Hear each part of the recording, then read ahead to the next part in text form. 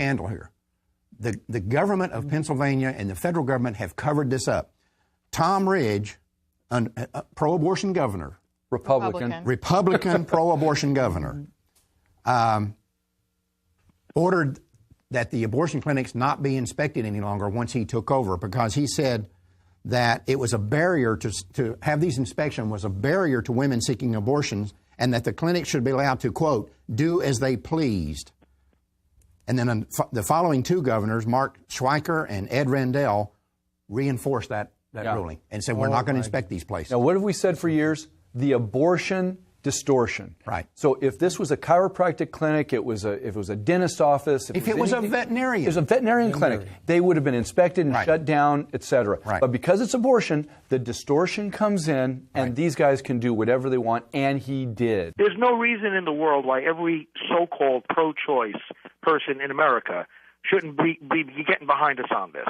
I mean, how can you say you care about the health of women and you don't want these places inspected and regulated and so that they can carry out what Roe v. Wade itself says, namely that the abortion procedure should be carried out in ways that maximize the safety to the woman. But Father Frank, wait a minute. Father Frank, if one of the 50 states legislatures looked at this situation and said, okay, we're going to pass legislation in our state to make sure that could never happen, the pro-abortion forces would marshal their efforts, and they would do whatever it took to defeat that legislation. The same thing they're doing in Virginia. Virginia is trying to make abortion clinics meet certain, and the pro-abortion, they out there fighting this thing like crazy. By the way, Gosnell, he applied to be a National Abortion Federation member in 2009. Yeah, you and Father Frank make three important points for pro-lifers.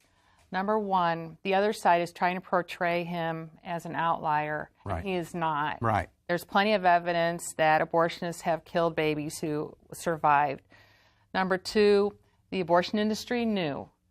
NAF knew. Right. They went and inspected him, said he was too bad for them to even allow to be in their fold, but didn't report. They kept their mouth shut. Planned Parenthood of Northeast Pennsylvania just came out and said they knew and they didn't do anything about it. And the third thing is that a legalized abortion was supposed to regulate abortion, and yet they fight every opportunity Tooth and nail. there is to regulate. One of the most outrageous things here, and we're going to get to the media's behavior in this situation in a minute. One of the most outrageous things they're doing is the abortion lobby is trying to make it look like it's our fault, the pro-life movement's fault, that this happened because we try to push these regulations in that cause legitimate medicine, people in legitimate medicine not to want to do this, so you get these scum washout losers like this.